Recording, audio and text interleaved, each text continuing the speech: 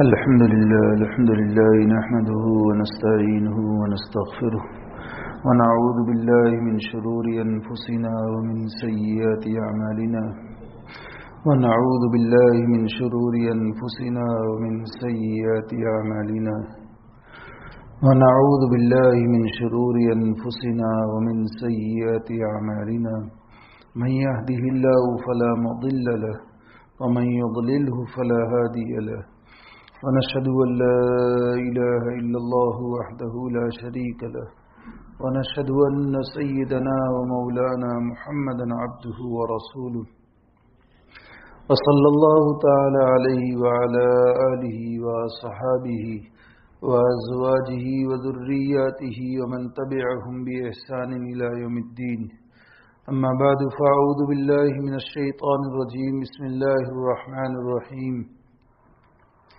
الحمد لله رب العالمين الرحمن الرحيم مالك يوم الدين إياك نعبد وإياك نستعين اهدنا الصراط المستقيم صراط الذين أنعمت عليهم غير المغضوب عليهم ولا الضالين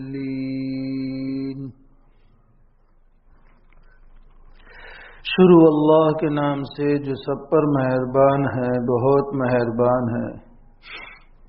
تمام تعریفیں اللہ کی ہیں جو تمام جہانوں کا پروردگار ہے، جو سب پر مہربان بہت مہربان ہے، جو روز جزا کا مالک ہے۔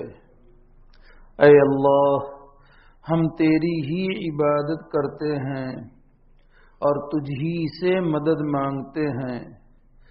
ہمیں سیدھے راستے کی ہدایت عطا فرما، ان لوگوں کے راستے کی جن پر تو نے انعام کیا ہے، نہ کہ ان لوگوں کے راستے کی جن پر غضب نازل ہوا ہے، اور نہ ان کے راستے کی جو بھٹکے ہوئے ہیں۔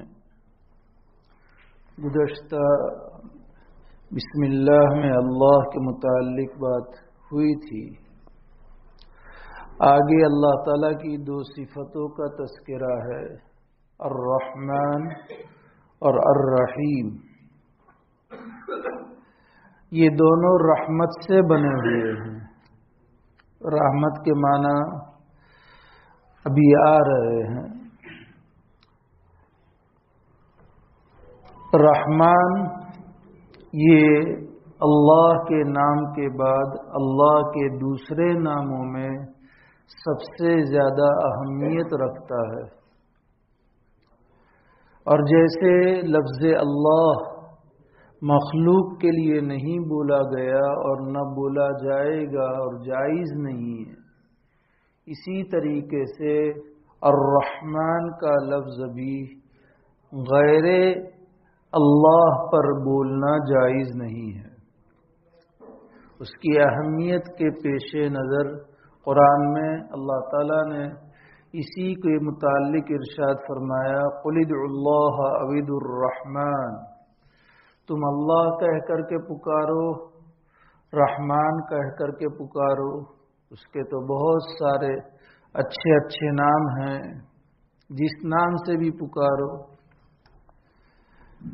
اور اسی بنیاد پر نبی اکرم صلی اللہ علیہ وسلم نے حدیث میں یہ بھی ارشاد فرمایا ہے، ان احب اسمائکم الی اللہ عبد اللہ و عبد الرحمن، کہ اللہ کے نزدیک ناموں میں سب سے زیادہ پسندیدہ نام عبد اللہ ہے اور عبد الرحمن ہے۔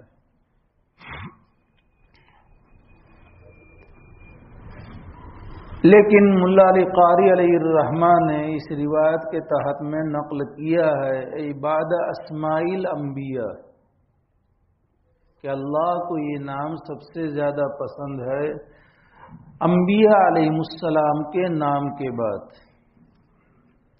تو گویا کہ اللہ کے نزدیک سب سے زیادہ محبوب نام انبیاء علیہ الصلاۃ والتسلیم کے نام ہیں، اور پھر اس میں بھی نبی اکرم صلی اللہ علیہ وسلم کے نام یقیناً اللہ کو سب سے زیادہ محبوب ہوں گے۔ تو آپ صلی اللہ علیہ وسلم کے ناموں کو رکھنا یہ اللہ کی پسندیدگی ہوگی اور محبوبیت کی نشانی ہوگی۔ اور بہت سارے نام ہیں، آپ علیہ الصلوۃ والسلام کے پہلے بھی بات آئی تھی، پھر بھی بات آئی تھی، لیکن چونکہ ہمارے پاس علم نہیں ہے اس لیے ہم آپ علیہ الصلوۃ والسلام کے ناموں کو نہیں رکھ پاتے ہیں۔ محمد، احمد یہ مشہور آپ کے ذاتی نام ہیں، اور اس کے علاوہ خود روایتوں میں بخاری میں ہے، مسلم میں ہے، اور انہی کے حوالے سے صاحب مشکات علیہ الرحمہ نے اپنی کتاب مشکات میں بھی نقل کیے ہیں، اور اس کے علاوہ بہت ساری کتابوں میں نام ہیں۔ تو نبی اکرم صلی اللہ علیہ وسلم کے نام اللہ تبارک و تعالیٰ کو سب سے زیادہ پسندیدہ، پھر دوسرے انبیاء علیہ السلام کے نام، اور پھر اس کے بعد عبداللہ اور عبد الرحمن یہ اللہ کو زیادہ پسند ہے۔ رحمان میں زیادہ رحمت کا معنی ہے، اور رحیم میں اس کے مقابلے میں کم رحمت کا معنی ہے، اس لیے کہ وہاں الرحمن الفاظ ایک لفظ زیادہ ہے الرحیم کے مقابلے میں، اور علماء نے لکھا ہے کہ کثرت الالفاظ تدل علی کثرت المعانی، کہ الفاظ جس میں زیادہ ہوتے ہیں اس میں معانی بھی زیادہ ہوتے ہیں، اس لیے رحمان میں زیادہ معنی ہے رحمت کا۔ کیسے وہ سمجھیں گے انشاءاللہ۔ سب سے پہلے نمبر پر رحمان کے معنی کیا ہے، رحمان اور رحیم کے معنی کیا ہے۔ عبداللہ ابن مبارک رحمۃ اللہ علیہ یہ زبردست محدث ہے، امام بخاری علیہ الرحمہ کے اساتذہ کرام میں سے ہیں، اور امام اعظم ابو حنیفہ علیہ الرحمہ کے شاگردوں میں سے ہیں۔ تو یہ عبداللہ ابن مبارک رحمۃ اللہ علیہ فرماتے الرحمن الذی اذا سئل اعطى والرحیم اذا لم يسأل غضب، کہ رحمان اس ذات کو کہا جاتا ہے کہ جس سے مانگا جائے تو محروم نہ کرے، وہ عطا کر دے، کبھی بھی محروم نہ کرے، یہ ہے رحمان۔ اور رحیم وہ ہے کہ اس سے نہ مانگا جائے تو ناراض ہو جائے۔ اس کو پھر لکھا ہے آگے چل کر کے کہ اللہ تعالیٰ رحمان اور رحیم ہے اس لیے کہ ایک ماں کی ممتا اور باپ کی شفقت اپنی اولاد کے حق میں یہ ہے کہ بچے اپنی ضرورت کی وجہ سے در بدر بھٹکتے نہ پھرے۔ کوئی بھی ماں باپ اپنے بچوں کے بارے میں نہیں چاہیں گے۔ یہ الگ بات ہے کہ آج کل ایک اس کو مانگنے کو تجارت بنا لی ہے، اور اس کی وجہ سے اپنے بچوں کو بھی اس میں لگا دیتے ہیں، لیکن جن کے پاس عقل سلیم ہے، شریف الطبع لوگ ہیں، وہ کبھی بھی اپنی اولاد کے بارے میں یہ نہیں چاہیں گے کہ میرا بچہ کہیں ادھر سوال کرے اور ہاتھ پھیلائے، کہیں اور کسی سے سوال کرے اور ہاتھ پھیلائے، اور در بدر بھٹکتا پھرے اور وہ ذلیل ہو۔ اس ماں باپ کی یہ چاہت نہیں ہوتی ہے۔ کسی مشفق استاذ کی یہ چاہت نہیں ہوتی کہ اس کا شاگرد کسی مسئلے کے سمجھنے کے لیے ادھر ادھر مارا مارا پھرے۔ استاد کی شفقت بھی عجیب ہوتی ہے، گرچہ ہم لوگوں نے استاد کو ایک عجوبہ سمجھا ہے اور بچوں کو ڈرانے کا ذریعہ بنا لیا ہے۔ اب بچے کو استاد سے ڈرائیں گے تو بچہ کیسے مکتب میں آئے گا نہ مدرسے میں آئے گا۔ یہ ہم لوگوں ماں باپ کی غلطی ہے۔ ٹیچر سے کیوں نہیں ڈراتے؟ اسکول کی میم سے، ٹیچر سے کیوں نہیں ڈراتے؟ نہ مکتب کے استاد سے ڈراتے ہیں۔ آخر وہ بھی تو استاد ہے نا، استاد ہونے کی حیثیت سے وہ بھی استاد ہے۔ لیکن وہاں نہیں ڈراتے ہیں. اور یہاں کہ مول صاحب نے کہہ دے، مول صاحب کو کہہ دوں گی، فون کرتی ہوں مول صاحب کو. ظاہر سی بات ہے یہ ہم لوگوں کی فلسفی کو سمجھنے کی چیز ہے. اس لیے بچہ اسکول میں وہ الگ بات ہے. دوسرا پہلو بھی ہے کہ بچہ اسکول میں جانے کے لیے آمادہ ہوتا ہے اور مدرسے میں جانے کے لیے آمادہ نہیں ہوتا. سب سے پہلی ہماری کمزوری ہے. دوسری بات بھی ہے کہ وہاں کے ٹیچرز انہیں پیار اور محبت جو دیتے ہیں، ٹافی دیتے ہیں، ہدیہ دیتے ہیں، اور عجیب عجیب طریقے سے طلباء کو مانوس کرنے کی فکریں کرتے ہیں. اس کے مقابلے میں ہمارے ہاں مدرسوں میں اساتذہ میں یہ باب کم ہے. مجھے خود معلوم ہے اچھی طریقے سے کہ بعض اساتذہ ہیں جو بچوں کے ساتھ پیار بھرا معاملہ، کوئی بچہ اچھا سناتا ہے، یاد کر کے آتا ہے، اسے انعام دیتے ہیں. ہے ایسے اساتذہ، لیکن ان کے مقابلے میں کم ہیں. اس کو وجود میں لانے کی بھی ضرورت ہے. اور تیسری بات، مین جو اصل سبب ہے وہ شیطان ہے. اس کو تو وہاں لے جانا ہی ہے اور یہاں سے روکنا ہے. تو طرح طرح کے پیترے، پروپیگنڈے، اسکیمیں، پلان ذہن میں بٹھاتا ہے اور یہاں سے روکتا ہے اور وہاں بھیجتا ہے، کیونکہ وہاں تو اس کی دوستی ہے. وہاں نہ جائے تو بھی چلے گا کیونکہ سب اس کے تعلق والے ہی ہے، تو وہاں جانے کی ضرورت نہیں ہے. اس لیے وہ آتا ہے تو کہاں آتا ہے؟ مدرسوں میں ہی آتا ہے. کبھی آپ نے سنا ہوگا کہ اسکول چھوڑ کر کوئی طالب علم بھاگ گیا ہو؟ مدرسے سے سنتے ہیں. تو اس کا وہاں تو سب اس کے ہی ہیں، پورا سٹاف، پورے سب طلباء اس کے اخوان ہیں، دوست اور احباب ہیں. تو وہاں جانے کی اس کو ضرورت نہیں ہے. اور یہاں ساری اس کے مخالفت ہے، اس لیے وہ یہیں پر محنت کرے گا. تو خیر، یہ بھی ہم اولیاء کو سمجھنے کی ضرورت ہے کہ بچوں کو اساتذہ سے نہ ڈرایا جائے. خیر، یہ تو ضمناً بات آئی تھی. استاد بھی شفیق ہوتے ہیں اور بعض اساتذہ تو ایسے ہوتے ہیں کہ ان کی جدائیگی پر طلباء باضابطہ روتے ہیں. تو ایک استاد جو مشفق ہوتا ہے اپنے طلباء کو در بدر کے ادھر جاؤ نے ادھر جاؤ نے ادھر جاؤ نے، وہ نہیں چاہتا ہے. وہ اس کی پوری رہنمائی کرتا ہے، گائیڈ لائن پوری دیتا ہے.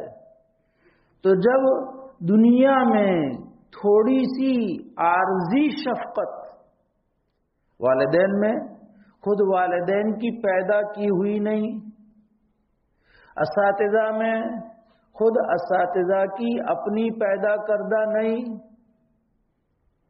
تو جو اللہ شفیق ہے اور اس نے رحمت کو پیدا ہی کیا ہے اور رحمت اس کی ذات کے ساتھ لگی ہوئی ہے، وہ اللہ کیسے چاہے گا کہ میرا بندہ اپنی دنیاوی ضروریات اور حاجات کو لے کر کے در بدر جائے، مارا مارا پھرے اور ذلت اٹھائے. السؤال ذل، سوال ذلت کی چیز ہے دنیاوی امور میں. ہاں، پھر کہے کہ میں کہاں ذلت اٹھاؤں، مفتی صاحب کو کہاں پوچھنے جاؤں. ہاں، وہ تو حکم ہے، وہ تو محمود ہے. شرعاً شرعی مسائل کو اور معلومات کو پوچھنے کا تو قرآن میں حکم ہے. آرڈر، فاسألوا اہل الذکر ان کنتم لا تعلمون. اگر معلوم نہیں ہے تو پوچھ لو جاننے والوں سے جن کے پاس علم ہے، قرآن کا علم ہے، شریعت کا. تو وہ رحمان، اس کی رحمت کیسے گوارا کرے گی کہ میرا پیدا کردہ بندہ، یہاں تو ماں نے جنا ہے، پیدا نہیں کیا ہے. استاد کی ماتحتی میں وہ چند سال رہتا ہے، وہ تو وہاں تو جنا بھی نہیں ہے، لیکن تعلق ہوتا ہے اور دلی تعلق ہوتا ہے. تو پھر بھی یہ اپنے ماتحت کو اور اپنے جنے ہوئے کو ذلت کا سامنا کرنا پسند نہیں کرتا. تو اس نے تو پیدا کیا ہے، وہ کیسے یہ چاہے گا کہ میرا پیدا کردہ بندہ میرے سے مانگے نہ اور دوسروں سے مانگے، کہ جہاں ایک مرتبہ مانگا دے دیا، 2 مرتبہ مانگا دے دیا، تیسری مرتبہ یار ہاتھ پر بیلنس نہیں ہے، تھوڑا پہلے آیا ہوتا نا۔ آج حالانکہ قرضہ مانگ رہے لیکن پھر بھی ہیلے حوالے، ٹال مٹول، بہانے، اور پھر یار اس کی تو عادت بن گئی ہے، تو کوئی بولنے والا ہوگا وہ تو بول بھی دے گا، اور دوسرا بولنے والا نہیں ہوگا تو وہ چھپتا پھرے گا۔ لیکن وہ ایسی ذات ہے کہ مانگنے پر دینے والی ذات ہے، اور نہ مانگنے پر ناراض ہونے والی ذات ہے، کہ مانگنے والے اسے محبوب ہیں، پسندیدہ ہیں، اور نہ مانگنے والے اس کے یہاں مبغوض ہیں، ناپسندیدہ ہے۔ تو یہ ہے الرحمن اور الرحیم کا معنی۔ ایک معنی یہ ہے۔ دوسرا معنی جسے حضرت مفتی شفیع صاحب نور اللہ مرقدہ نے نقل کیا ہے کہ رحمان وہ ہیں کہ جس کی رحمت وسیع ہو، یعنی اس کی رحمت سے سب کو فائدہ پہنچ رہا ہو، کوئی بھی اس کی رحمت سے محروم نہ رہتا ہو، وہ رحمان ہے۔ جس کا تعلق دنیا سے ہے، کوئی بھی دنیا کا انسان نہیں، دنیا کی کوئی بھی مخلوق اللہ کی رحمت، کہ مجھے اللہ کی رحمت نہیں پہنچتی ہے، کوئی بھی نہیں کہہ سکتا ہے۔ مانے تو بھی وہ رحمت پہنچاتا ہے، نہ مانے تو بھی، شریک قرار دے تو بھی پہنچاتا ہے، اور بالکل نہ مانے، ناستک ملحد جو مانتا ہی نہیں ہے کہ بس یہ تو سائیکل کے پہیے کی طرح یہ دنیا چلتی ہے، ایک دن یہ پہیہ ٹوٹ جاتا ہے سائیکل کا، اس طرح یہ دنیا بھی ختم ہو جائے گی، اس کو کوئی بنانے والا نہیں ہے، آگے مزید آئے گا انشاءاللہ۔ تو ایسے لوگوں کو بھی وہ دیتا ہے، شکر گزار کو بھی دیتا ہے اور ناشکرے کو بھی دیتا ہے۔ شیخ سعدی علیہ الرحمن نے فرمایا ہے، اے کریمے کے از خزانہ غیب گبر و ترسا وظیفہ خودداری، تو دوستارا کجا کنی محروم، تو کے بعد دشمنا نظرداری۔ اے وہ کریم آقا کہ جس کے غیبی خزانوں سے سورج کی پوجا کرنے والے اور مخلوقات کی پوجا کرنے والے بھی اپنا اپنا حصہ رزق لیتے ہیں، اور ہر ایک کو ملتا ہے۔ بلکہ اگر غور سے دیکھا جائے تو ہمارے مقابلے میں ان کے پاس زیادہ ہیں۔ اور قرآن میں تو اللہ تعالیٰ نے ارشاد فرمایا کہ اگر مسلمانوں کے بھی غیر مسلم بن جانے کا مجھے اندیشہ نہ ہوتا، ان غیر مسلموں کی حالت کو دیکھ کر تو میں ان کے گھروں کی چھتیں، ان کے گھروں پر چڑھنے کی سیڑھیاں، ان کے گھروں کے دروازے اور ان کے گھروں میں آرام کرنے کی مسہریہ، تخت جس کو آج کل ہم بیڈ کہتے ہیں، ڈبل بیڈ وغیرہ، یہ سب میں چاندی کے اور سونے کے بنا دیتا۔ وَلَوْلَا أَن يَكُونَ النَّاسُ أُمَّةً وَاحِدَةً لَجَعَلْنَا لِمَن يَكْفُرُ بِالرَّحْمَنِ لِبُيُوتِهِمْ سُقُفًا مِّن فِضَّةٍ وَمَعَارِجَ عَلَيْهَا يَظْهَرُونَ وَلِبُيُوتِهِمْ أَبْوَابًا وَسُرُرًا عَلَيْهَا يَتَّكِئُونَ وَزُخْرُفًا۔ اللہ تعالیٰ یہ فرماتے ہیں کہ مسلمان آخر کمزور ہیں، اور اللہ تو جانتے ہی ہے کہ میرے بندوں میں، ماننے والے بندوں میں بھی کمزور ایمان والے پیدا ہوں گے، آئیں گے، اسے معلوم ہے۔ اس لیے فرماتے ہیں کہ اگر تمہاری رال نہ ٹپکتی اور تم ان جیسے بن جانے کا مجھے اندیشہ نہ ہوتا، تو یہ سب ان کے گھر اور گھر کی ساری چیزیں اور ان کے استعمال کی ساری چیزیں سونے اور چاندی کی بنا دیتا، اتنا میں دیتا۔ لیکن محض ڈر ہے کہ میرا ماننے والا بھی دنیا کو، دنیا کی آنکھوں سے دیکھ کر کے مبتلائے غرور ہو کر، دھوکے میں پڑ کر کے کہیں وہ ماننے والوں کی فہرست سے نکل جائے، اس اندیشے سے میں نے ان کو سونے اور چاندی کی چیزیں نہیں دی ہے۔ تو اس کی دین ہے۔ سورج کا پجاری بھی اپنا رزق حاصل کرتا ہے، صبح اٹھ کر کے سورج نکلتا ہے تو درختوں کے پانی ڈالتے ہیں مشرق کی طرف کھڑے رہ کر کے تانبے پیتل کے برتنوں سے، تو ایسے سورج کے پجاریوں کو بھی وہ دیتا ہے، اور اپنے بنائے ہوئے معبودوں کی پوجا کرنے والوں کو بھی دیتا ہے۔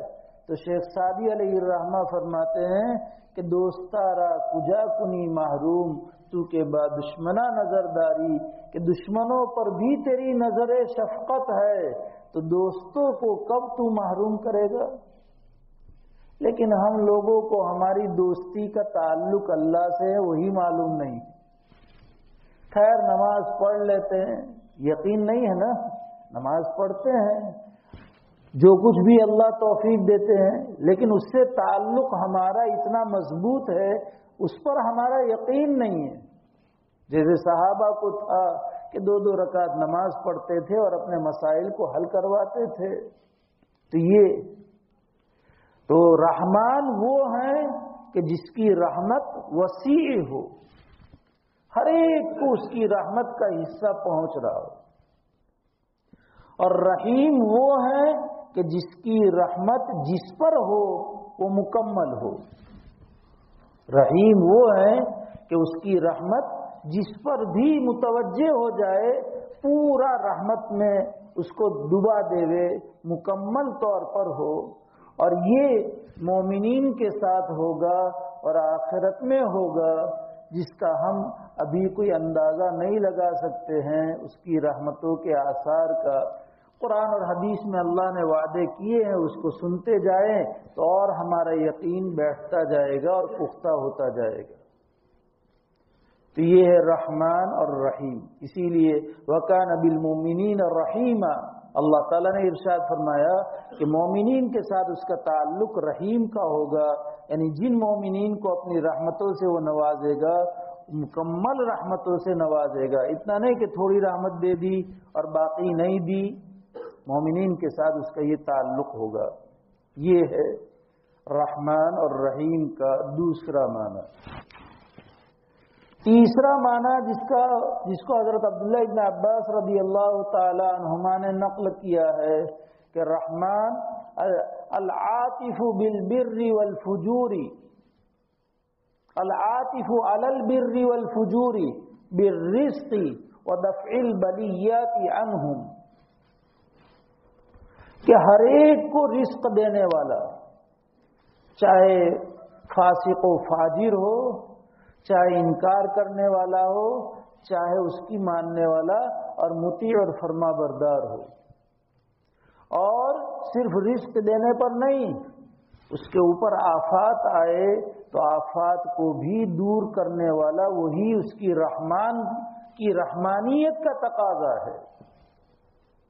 مشرکین پر بھی آفات آتی ہے لیکن وہی ہٹاتا ہے، اور کوئی نہیں ہٹاتا کہ ہم نے یہ کیا، خیر وہ اپنے اعتبار سے کہے تو، ورنہ آفات اور بلیات آئیں اور ہٹائیں وہ صرف اور صرف اللہ جل مجدہ رحمان تبارک و تعالی کی ذات ہی سے ہو سکتا ہے۔ اس کے ہاں اسباب ہیں، اسباب کی دنیا، لیکن اسی کا فیصلہ اسباب کے بعد بھی چلتا ہے۔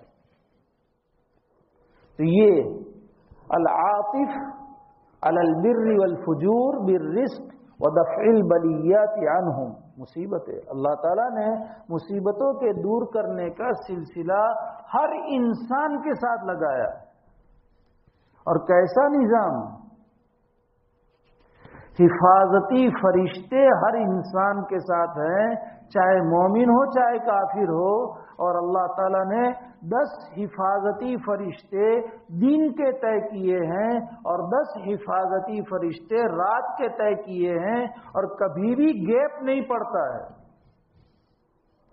کہ اس کا پیریڈ ختم ہوا تو دوسرے ٹیچر اور معلم کے آنے میں دیر ہو گئی، یہ نہیں ہے۔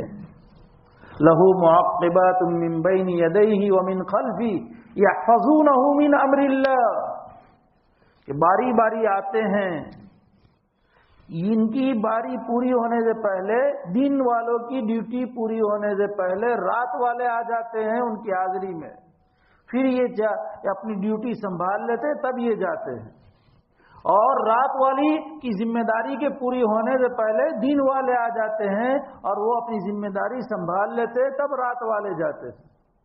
یہ بھی ہمیں سبق سیکھنا ہے ہماری ذمہ داریوں کو پورا کرنے میں، کہ 5 منٹ لیٹ گئے، 10 منٹ لیٹ گئے اور دستخط کر دیے ہم نے، پوری تنخواہ لے لی مہینے کی۔ ہمارے اکابر تو وہ تھے کہ وہ منٹوں اور سیکنڈوں کا حساب کر کے اپنی یادداشت میں لکھ لیتے تھے اور مہینہ پورا ہونے پر اپنی تنخواہ میں سے کٹوا دیتے تھے۔ ہمارے اکابر نے تو ہمیں یہ سکھایا ہے امانت داری، لیکن چلتی کا نام گاڑی، اور سب کر رہے ہیں تو اس میں اپنے بھی کرے تو نہیں۔ ہماری بالکل یہ اتنا پیسہ جو آئے گا ہم نے اپنا وقت لکھ دیا، اب ذمہ دار اس کی اختیار کی بنیاد پر ہمیں پورا دے رہا ہے، اسے اختیار ہے اور وہ پورا دے رہا ہے تو وہ الگ بات ہے، لیکن ہمیں وضاحت کر دینی پڑے گی کہ اتنا میرا کاٹ دیا جائے یا اتنی میری وقت صحیح لکھا جائے۔ تو خیر ہر ایک کو دی جاتی ہے روزی اور مصیبتیں دور کی جاتی ہے اللہ کی طرف سے، یہ رحمان کی رحمانیت کا تقاضا ہے۔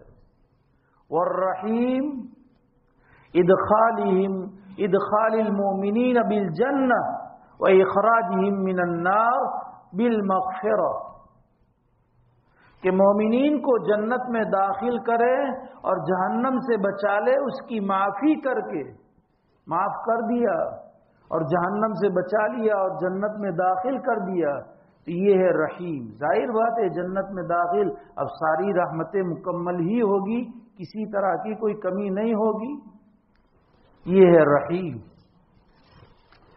عبد الماجد صاحب دریابادی نور اللہ مرقدہ نے اس کو ایک عجیب انداز سے سمجھا ہے کہ رحمان وہ ہیں کہ جس کی تربیت بلا واسطہ ہو، نہیں، جس کی تربیت بالواسطہ ہو، اور جس کی شفقت ایسی ہو جیسے طبیب کو، ڈاکٹر کو بیمار اپنے پیشنٹ کے ساتھ ہوتی ہے۔ اب انہوں نے لکھا ہے، اب آج کل ہے کہ نہیں وہ آپ سب جانیں، ڈاکٹر کو اپنے پیشنٹ کے ساتھ ہمدردی اور شفقت ہے نہیں ہے، کس درجے کی ہے وہ میں نہیں کہتا ہوں، لیکن سب پر آیا ہے کہ جان جائے تو جائے پر ٹیبل پر پہلے پیمنٹ ہونا چاہیے، تو یہ کون سی شفقت ہے؟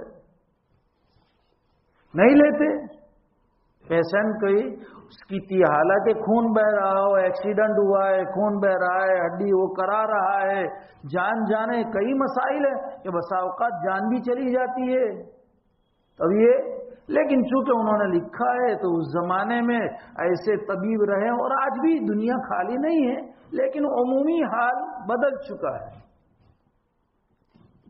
ایسے ہیں، لیکن عام حالات یہ ہیں کہ اب 2 کٹر ہو گئے ہیں، ڈاکٹروں کی مجلس میں نہیں کہا جائے گا نا 2 کٹر، تو وہ 2 کٹر ہو گئے، اوپر سے بھی کاٹو نیچے سے بھی کاٹو، اور اگر پتہ چل جائے کہ میڈیکل کلیم ہے تو پھر پوچھنا ہی کیا، پھر تو پوچھنا ہی کیا ہے، اس لیے کہ پہلے سے جانکاری دیوی میڈیکل کلیم ہوئے تو، تاکہ تیز چھری چلانے کی سمجھ پڑے، معاف کرنا اگر کوئی اس میں ڈاکٹر وغیرہ ہو تو خیر، عبد الماجد صاحب دریابادی نور اللہ مرقدہ نے لکھا ہے کہ رحمان کی رحمانیت وہ ہے کہ جس کی تربیت بواسطہ ہو اور جس کی شفقت ایسی ہو جیسے طبیب کو مریض کے ساتھ ہوتی ہے، اور رحیم کی رحیمیت وہ ہے کہ تربیت بلا واسطہ ہو. نبی ہے تو وحی کے ذریعے سے، ولی ہے الہام اور کشف کے ذریعے سے. یہ رحیم کی تربیت اللہ تعالیٰ خود فرما رہے. آپ علیہ السلام نے فرمایا نا، علمنی ربی فاحسن تعلیمی ادبنی ربی فاحسن تادیبی، کہ میرے رب نے مجھے سکھایا اور میرے رب کی تعلیم بڑی ہی بہتر ہے. مجھے ادب سکھایا، میرے رب نے سکھایا، اور میرے رب کا سکھایا وہ ادب بڑا ہی بہترین ادب ہے. فاحسن تادیبی، تو وحی کے ذریعے سے. اور ولی ہے رحمانی رحیمیت اس کے اوپر ہے، اللہ دلوں میں ڈالتے ہیں. اور جس کی شفقت محض ہو، خالص شفقت میں ڈوبا ہوا ہو، وہ رحیم ہے. یہ ماں عبد الماجد صاحب دریابادی نور اللہ عمر قدوں نے لکھا ہے.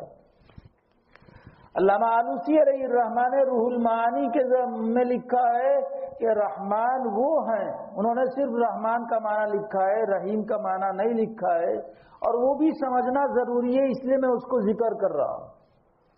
بال واسطہ رحم ہو، بلا واسطہ رحم ہو، ظاہراً اور معنن، یعنی دکھنے میں بھی ہمیں رحم آئے اور حقیقت میں بھی رحم ہو، یا ظاہراً رحم نہ ہو حقیقت میں رحم ہو.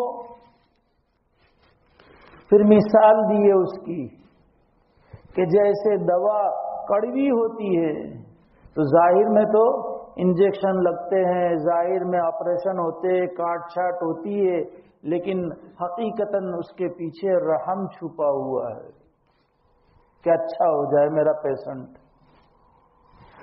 اور اسی کو پھر آیت سے ثابت کیا ہے، عسیٰ ان تکرہوا شیئا ویجعل اللہ فیہ خیرا کثیرا، کہ ممکن ہے کہ تم کسی چیز کو، گرچہ یہ مسئلہ عورتوں کے باب میں ہے اوپر سے، لیکن اس کو عمومی استدلال پر بھی، کہ کسی چیز کو تم برا سمجھتے ہو لیکن اللہ نے اس میں خیر کثیر رکھی ہو.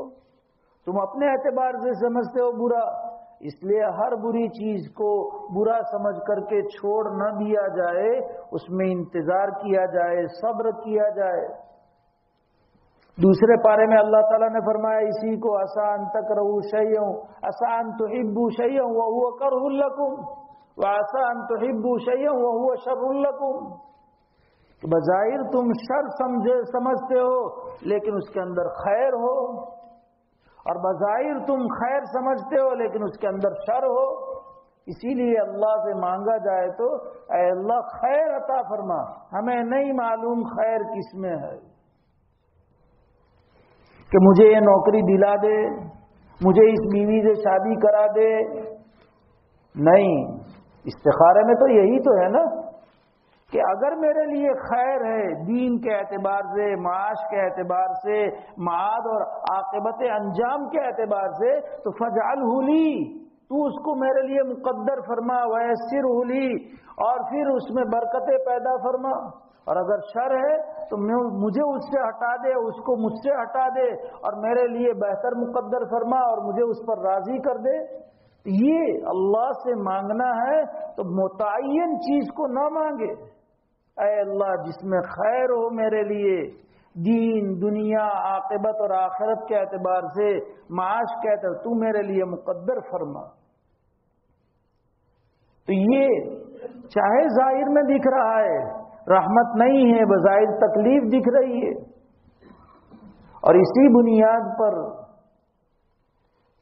اللہ تعالی کی طرف سے اگر حالات بھی آئیں تو یہ حالات بھی انسان کے لیے موجب رحمت ہے، اور رحمت ہی کا خاصہ ہے. اگر اللہ کی طرف سے حالات نہ آئے تو ہم انسان کبھی سدھرنے کی بھی زندگی بھر تصدیق نہ لے اور ہم سدھرنے کے لیے تیار نہ ہو. حالات ڈال کر کے بھی اللہ تعالیٰ، اور یہ حالات اسی لیے وہ اس کی رحمت کا تقاضا ہے. ظہر الفساد فی البر والبحر بما کسبت ایدی الناس لیذیقہم بعد الذی عملوا، کیوں؟ لعلہم یرجعون، کہ اللہ حالات میں ڈالتا ہے گناہوں کی وجہ سے تاکہ تم گناہ چھوڑ کر کے توبہ کر کے اور میں توبہ قبول کر کے تمہیں اپنی رحمتوں کے دریا میں ڈال دوں۔ وَلَنُذِيقَنَّهُم مِّنَ الْعَذَابِ الْأَدْنَىٰ دُونَ الْعَذَابِ الْأَكْبَرِ لَعَلَّهُمْ يَرْجِعُونَ، عذاب اکبر سے پہلے جو ہمیشہ ہمیشہ کا ہوگا اور بڑا بھیانک ہوگا، کسی کے برداشت کرنے کی طاقت نہیں ہوگی، اس سے پہلے ہم دنیا میں معمولی سی چکھاتے ہیں۔ اور اس کے لیے اللہ نے ایذا، چکھنے کا لفظ استعمال کہ ہم پورا بھی نہیں دیتے، جیسے عورتیں نمک چکھتی ہیں تو کئی پورا لقمہ کھاتی ہے، یوں کر کے چکھتی ہے نا، مٹھاس چکھنی ہوتی ہے تو بھی چمچی میں لے کر کے وہ چکھتی ہے، پورا گلاس بھر کر کے پیتی نہیں ہے، کسٹرڈ بنایا ہو تو چکھنے کا لفظ اللہ نے استعمال، وہ سمجھانے کے لیے کہ وہ بھی معمولی سا، اگر اللہ ہمارے گناہوں کے اوپر دنیا ہی میں پکڑ کر دے، ہم روئے زمین پر زندہ رہنے کے لائق نہیں ہیں۔ وَلَوْ يُؤَاخِذُ اللَّهُ النَّاسَ بِمَا كَسَبُوا مَا تَرَكَ عَلَى ظَهْرِهَا مِن دَابَّةٍ، اگر اللہ تمہارے اعمال، ان لوگوں کو ان کے اعمال کی وجہ سے پکڑ کرے تو پھر روئے زمین پر کوئی کو بھی اللہ تعالیٰ رہنے نہیں دیں گے، لیکن مہلت دیتے ہیں اللہ تعالیٰ۔ تو یہ اس کی رحمانیت کا تقاضا ہے، اس کے رحم کا تقاضا کہ میرا بندہ واپس میری طرف آ جائے، میرا بندہ توبہ کر لے، میں اس کی توبہ قبول کر لوں اور اپنی رحمت کے سائے میں اسے لے لوں۔ اس لیے اللہ تعالیٰ ناگوار حالات بھی ڈالتے ہیں، تو گرچہ بظاہر ناگوار ہیں یہ حالات، لیکن حقیقتاً اور معنن یہ بھی اللہ کی رحمت کا ہی تتمہ ہے۔ چنانچہ لکھا ہے علماء نے کہ جتنی بھی مشرک قومیں دنیا میں ہوئی ہیں اور ہیں، ان لوگوں کو اگر اللہ کی رحمت کا پتہ چل جائے، ابھی آگے روایت بھی سنا رہا ہوں میں انشاءاللہ، تو یہ لوگ کبھی بھی شرک میں مبتلا نہ ہوتے، لیکن چونکہ انہوں نے اللہ کو دنیا کے بادشاہوں پر قیاس کیا، ایک طرف یہ کہ جیسے دنیا میں کوئی بادشاہ ہوتا ہے اور جس میں سختی زیادہ ہوتی ہے، وہ اپنے نافرمانوں کے ساتھ ہمیشہ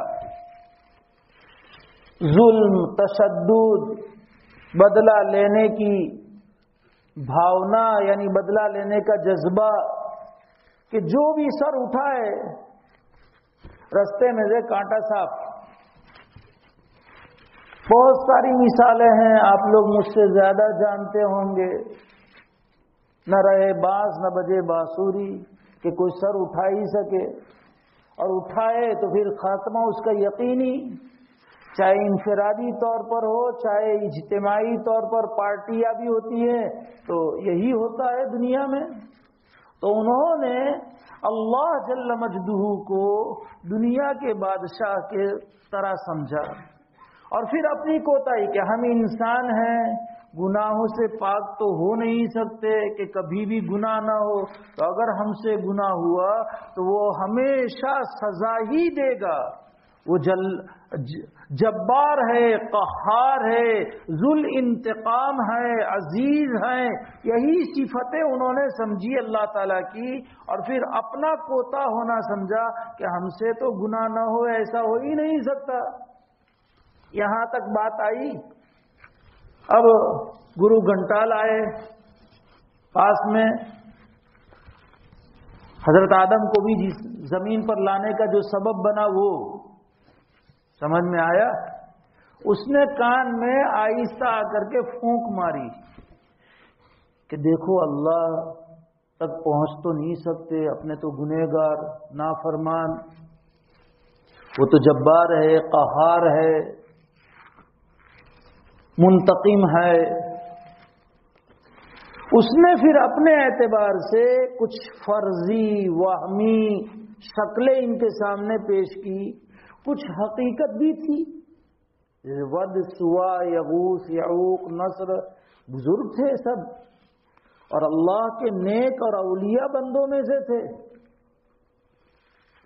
اور اللہ کے یہاں مقرب بندوں میں سے تھے، لیکن پھر وہی پٹی پڑھا کر کے تصویر کے ذریعے سے کہ یاد کے طور پر کہ کبھی ان نیک لوگوں کو یاد آ جاوے تو دیکھ کر کے من اپنے آپ کو تسلی دے سکے کہ اس لیے فلاں بزرگ کی بھی میرے پاس تصویر ہے، نہ حضرت تھانوی کی بھی ہے، نہ شیخ الحدیث مولانا زکریا صاحب کی بھی ہے، نہ فلاں کی بھی ہے، نہ فلاں حرمین کے امام صاحب کی بھی تصویر میرے پاس ہے، نہ جب یاد آتے ہیں تو دیکھ لیتا ہوں۔ ٹھیک ہے، پہلی نسل تو اسی طرح تعظیم کرے گی، دوسری نسل کہ میرا ابا تعظیم کرتے تھے اس کی، ہو نہ ہو اب وہ آئے گا ساتھ میں، ابا تعظیم کرتے تھے اس کے ساتھ وہ آئے گا کہ ابا کو اس سے فائدہ بھی ہوتا تھا، چٹکی رکھ دی اس نے۔ تو ان لوگوں کے پاس بھی اسی طرح کہ یہ فرضی تصویریں وہمی یا کچھ حقیقی، وہ کہ یہ اللہ کے بڑے نیک بندے ہیں اور ان میں وہ جباریت، وہ قہاریت، یہ سب صفات ان کے اندر نہیں ہیں، اور یہ تھوڑے نرم بھی ہیں، اس لیے تم ان کے ذریعے سے وہاں تک جا سکتے ہو، ڈائریکٹ نہیں جا سکتے، اس لیے تم ان کی پوجا شروع کرو۔ ما نعبدهم الا ليقربونا الى الله زلفى، کہ ہم تو ان کی عبادت اس لیے کرتے ہیں کہ یہ ہم کو اللہ کے قریب کر دے ہوئے۔ آج ہمارے برادران وطن کے یہاں بھی یہی ہے، یہ لوگ سمجھتے ہیں کہ اصل گوڑ اور اصل بھگوان یہ نہیں ہے، لیکن وہی تصور یہ ہے۔ تو اگر اللہ تعالیٰ کی رحمانیت ان کے سامنے ہوتی، آئے گی انشاءاللہ دھیرے دھیرے، اور یہ اس لیے تفصیل سے بیان کروں گا کہ آج بہت سارے مسلمان بھی جو گنہگار ہیں وہ اللہ کی رحمت سے بالکل مایوس ہو چکے ہیں، ان کی زبانوں سے ایسے الفاظ نکلتے ہیں بلکہ اچھے اچھے کہ ہم کیا یار مفتی صاحب تمہارا کہنا، تمہاری جلدی وہ سنیں، یہ بول ہے۔ اس لیے رحمان کی رحمانیت کو سمجھاؤں گا انشاءاللہ۔ تو اگر اللہ کی مغفرت، بخشش، غفاریت، غفوریت، عفویت، رحمانیت، ستاریت، رحیمیت، رؤوفیت، یہ سب اگر تو کبھی بھی شرک نہ کرتے، اور اسی بنیاد پر ایک بہت بڑے عالم ہیں شیخ ناصر بن مسفر الزہرانی رحمۃ اللہ علیہ، انہوں نے لکھا ہے کہ اللہ نے اپنے رحمان اور رحیم ہونے کا تعارف پہلے ہی کروایا، بسم اللہ الرحمن الرحیم، اور الحمدللہ رب العالمین الرحمن الرحیم، اور جیسے آپ لوگ مجلس میں تھے آپ کو پتہ ہے کہ ہر رکعت میں بسم اللہ پڑھنا ہے، اور ہر رکعت میں الحمدللہ بھی پڑھنا ہے، تو بسم اللہ میں رحمان اور رحیم 2 مرتبہ، اور سورہ فاتحہ میں رحمان اور رحیم 2 مرتبہ، تو ایک رکعت میں رحمان اور رحیم کا تذکرہ کتنی مرتبہ؟ 4 مرتبہ۔ اگر ہم فرض نماز اور اس کے پہلے کی سنتیں اور بعد کی سنتیں پوری پڑھے تو 48 رکعت ہوتی ہے، 4، 12، 8، 7 اور 17، 48 رکعت ہوتی ہے۔ 192 مرتبہ دن میں تذکرہ ہوتا ہے رحمان اور رحیم کا۔ تو جس کے یہاں رحمان اور رحیم کا اتنا ذکر ہو، پھر وہ رحمان سے مایوس ہو ہی نہیں سکتا ہے۔ اس لیے اللہ تبارک شیخ ناصر ابن مسفر الزہرانی علیہ الرحمہ لکھتے ہیں کہ اسی لیے اللہ نے بسم اللہ العلی العظیم پڑھنے کا نہیں کہا ہے، بسم اللہ العزیز الجبار پڑھنے کا نہیں کہا ہے، بلکہ اللہ تعالیٰ نے الرحمن اور الرحیم پڑھنے کا کہا ہے۔ کیا شان ہے اس کی. یہ بھی تو اس کی رحمانیت کا ہی کہ ہمیں بار بار پڑھوا رہا ہے، اور اس کی رحمانیت اور رحیمیت کا ہمیں استحضار کروانے کے لیے اس نے کروایا. ورنہ ہم اس کو رحمان کہے، اس کی رحمانیت میں کوئی اضافہ نہیں ہونے والا، اور اگر ہم رحمانیت کا تذکرہ نہ کریں تو کوئی اس کی رحمانیت میں کمی نہیں ہونے والی، تو فائدہ ہمارا ہی ہے. تو یہ بھی تو اس کی رحمت کا تقاضا ہے. تو جو آدمی، اور پھر اگر کوئی تہجد پڑھتا ہے، اشراق پڑھتا ہے، چاش پڑھتا ہے، اوابین پڑھتا ہے، تحیۃ المسجد پڑھتا ہے، تحیۃ الوضو پڑھتا ہے، اگر کوئی حاجت پیش آ گئی صلاۃ الحاجت پڑھتا ہے، تو پھر وہ رحمان اور رحیم کا تذکرہ تو الگ. لیکن چونکہ ہم کیسٹ کے طور پر پڑھتے ہیں، دھیان سے نہیں پڑھتے ہیں، ورنہ بسم اللہ الرحمن الرحیم پڑھے. اور رحمان اور رحیم کا تذکرہ اسی لیے تو ہمارے اکابر کی نمازیں کہ تھر تھرا جاتے تھے، کانپ جاتے تھے جب وضو کرتے تھے، اور وضو کرنے کے بعد جب صفوں میں کھڑے ہوتے تھے رنگ پیلا پڑ جاتا تھا. یہ استحضار تھا قرآن کا اور اللہ کی معرفت کا کہ اللہ کے سامنے کھڑے ہونا ہے. تو اللہ کے سامنے کھڑے ہونے کا تقاضا بھی کیا تھا کہ اس کی عظمت والے کلمات کہے جاتے. جیسے رکوع میں عظمت سبحان ربی العالی، سجدے میں سبحان ربی العظیم اللہ تعالیٰ پڑھوا رہے ہیں، تو ویسے شروع میں بھی، اور قیام میں تو ہم ادب سے کھڑے رہتے ہیں نا، بالکل ادب سے کھڑے رہتے ہیں. ہاتھ بھی جیسے قیدی ہاتھ باندھ کر کھڑے رہتے، رکھتے ہیں کہ نہیں قیدیوں کو؟ ہاتھ اونچے ہوتے ہیں کہ نیچے ہوتے ہیں؟ اب سینے پر کے ناپ کے نیچے. یہ ادب کا تقاضا ہے، ہم ادب سے کھڑے رہتے ہیں. تو اس کا تقاضا یہ تھا کہ اس کی عظمت والے کلمات اللہ تعالیٰ کہلواتا تاکہ اس کی عظمت مستحضر رہتی. لیکن اس کے بجائے اللہ تعالیٰ نے رحمان اور رحیم کا ہماری زبانوں سے کہلوانا چاہا تاکہ اس کی رحمت کا ہم استحضار رکھیں اور رحمت ہمارے دلوں میں سما جائے کہ وہ رحمان اور رحیم ہے. چنانچہ اسی بنیاد پر حضرت ابو ہریرہ رضی اللہ تعالیٰ عنہ کی روایت ہے، کہتے ہیں کہ اللہ تعالیٰ نے جب مخلوق کو وجود بخشا، ان اللہ تبارک و تعالی لما خلق الخلق، جب اللہ تعالیٰ نے مخلوق کو پیدا کیا تو اللہ تبارک تعالیٰ نے اپنے پاس ایک کتاب میں جو عرش کے اوپر ہے لکھا ہوا ہے کہ ان رحمتی سبقت غضبی، وفی روایت ان رحمتی غلبت غضبی، کہ میری رحمت میرے غصے کے اوپر اور میرے عذاب پر غالب ہے، میری رحمت پہلے ہے، میرا غصہ بعد میں ہے. اللہ تعالیٰ نے بندوں پر رحم کرنے کو اپنے اوپر لازم کر لیا ہے.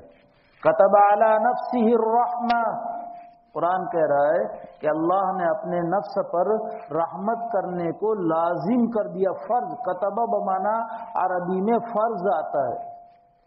یا ایھا الذین آمنوا کتب علیکم الصیام ای فرض علیکم الصیام، تم پر روزے فرض کیے گئے جیسے اگلی امتوں پر. یہاں کتب بمانا فرض ہے. کتب علیکم القصاص، تم پر قصاص کو فرض کیا گیا ہے. یہاں پر بھی کتب علی نفسہ الرحمہ، اللہ تعالیٰ نے اپنے نفس پر، اپنی ذات پر، مخلوق پر رحم کرنے کو فرض کر لیا ہے. انداز لگائیے. دوسری جگہ پر اللہ تعالیٰ ارشاد فرماتے کتب ربکم علی نفسہ الرحمہ، تمہارے پروردگار نے اپنے اوپر. ایک آدمی کسی کی تربیت کرتا ہے، پالتا ہے، پوستا ہے، نشو و نما کرتا ہے، اس کی تمام ضروریات کو پوری کرتا ہے، اور وہ پھر وہ اس لائق ہو جائے کہ اب وہ کام کرنے کے، تو کیا وہ یہ پسند کرے گا کہ میرا یہ تربیت یافتہ، میرا یہ پروردہ ضائع ہو جائے؟ بہت محنت کی ہے. اسی لیے جوان بچے کے جانے پر ماں باپ کو بہت زیادہ صدمہ ہوتا ہے. کیوں؟ اس کے پیچھے بہت محنتیں ہوئی ہیں. تو اللہ تعالی جو حقیقی رب ہے، اپنے مخلوق کی اور انسانوں کی تربیت خود کر رہا ہے. رب العالمین آئے گا. رب العالمین میں رب کسے کہتے ہیں انشاءاللہ. تو اسے کیسے یہ پسند ہوگا کہ میرے تربیت یافتہ میرے پروردہ ضائع ہو جائے؟ اس لیے اس نے اپنے اوپر، تمہارے رب نے اپنی ذات پر رحم کرنے کو فرض کر لیا ہے کہ دنیا میں تو ہر ایک پر میں رحم کروں گا، کوئی بھی میری رحم سے مستثنا نہیں ہوگا. اس لیے ایمان والوں کو تو اور زیادہ اللہ کی رحمت کے اوپر یقین ہونا چاہیے کہ دنیا میں بھی رحمت، وہاں پر بھی رحمت. تو ان رحمتی سبقت غضبی، میری رحمت پہلے ہے. دیکھیں ہم غور کریں اپنی زندگیوں میں، پھر مخلوقات میں غور کرنا آسان ہو جائے گا. سب سے پہلے تو میں آپ کو پوچھوں، پانی پر کوئی پینٹر نقش و نگار کر سکتا ہے؟ پانی پر کوئی بھی نہیں کر سکتا نا. دنیا کا کوئی بھی آرٹسٹ ہو وہ بتا دے کہ میں پانی پر نقش و نگار کر سکتا ہوں، پینٹنگ کر سکتا ہوں. اور اللہ پانی پر پینٹنگ کرتے ہیں اور نقش و نگار کرتے ہیں.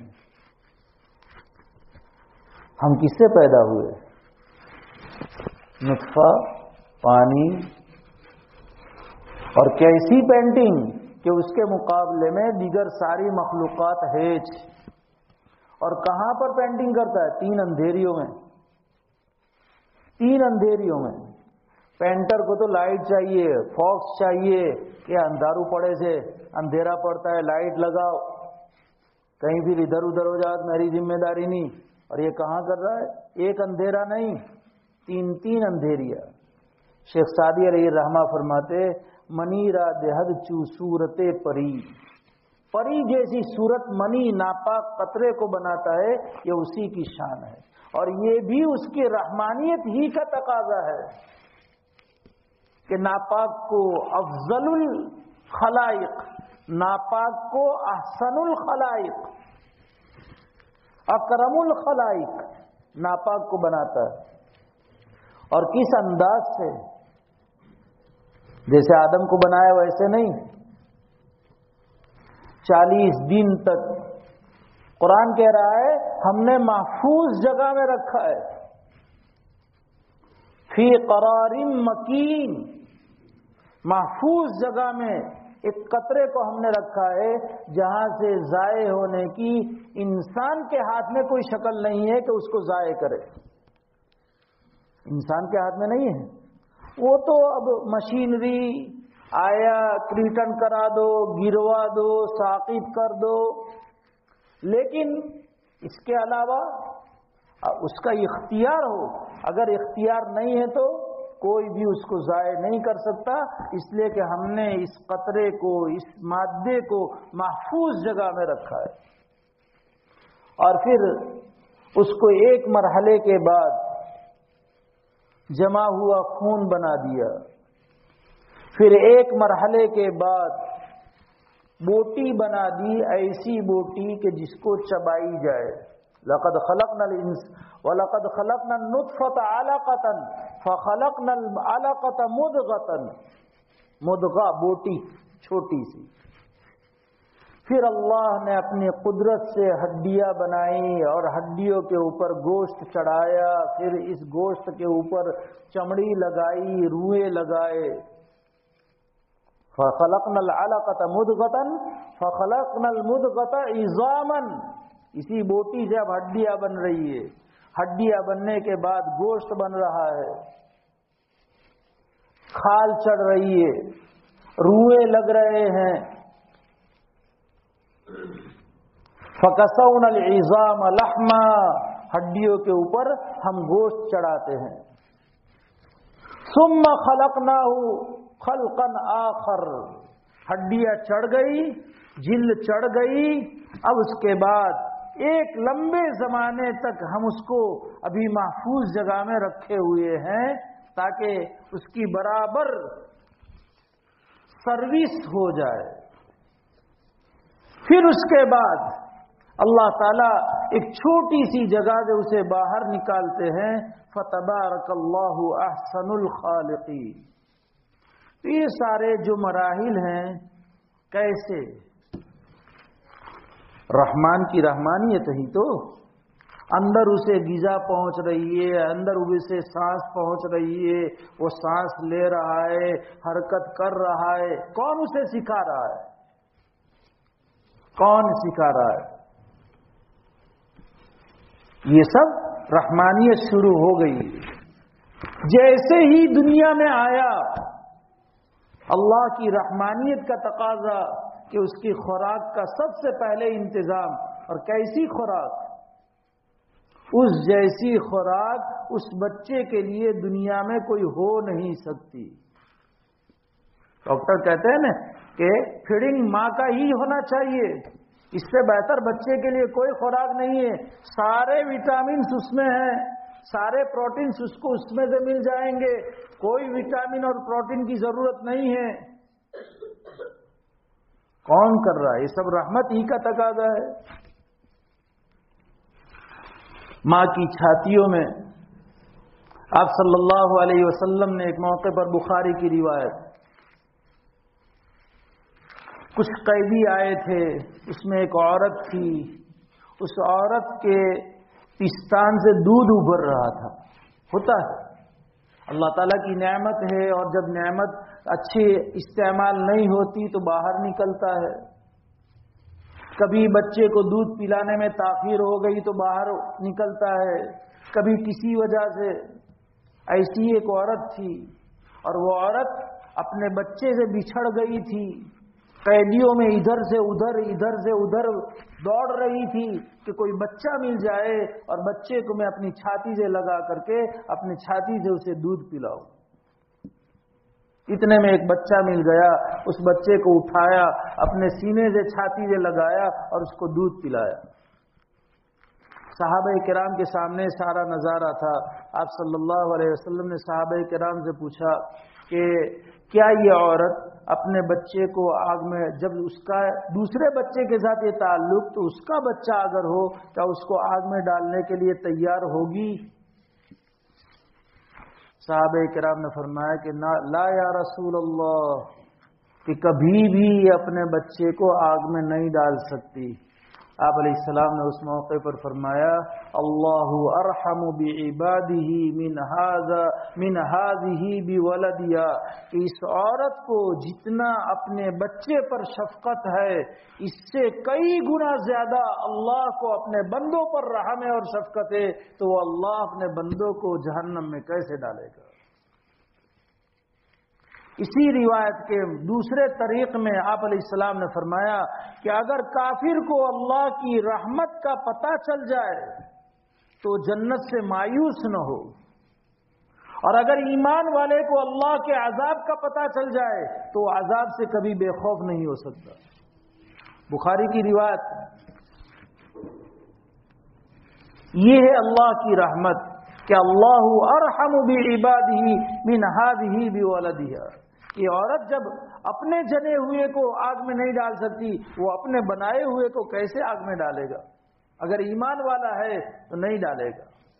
ہم لوگ جب حدیث میں اللہ تعالیٰ کی رحمتوں کے حدیثیں پڑھاتے ہیں، اس وقت بے اختیار طلباء کے آنکھوں سے بھی آنسو، پڑھانے والے کے آنکھوں سے بھی، اور یقین ہو جاتا ہے کہ انشاءاللہ اللہ اپنی رحمت سے جہنم میں نہیں ڈالیں گے. اتنی زیادہ اللہ کی رحمت وسیع. مزید انشاءاللہ آئندہ چلیں گے.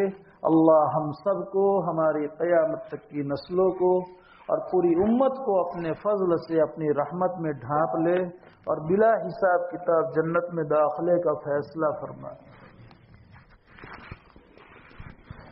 بسم اللہ الرحمن الرحیم. اللهم انت السلام ومنك السلام تبارک یا ذا الجلال والاکرام. اللهم صل على سيدنا ومولانا محمد وبارك وسلم. سبحان الله وبحمده سبحانك اللهم وبحمدك نشهد أن لا إله إلا أنت نستغفرك ونتوب إليك.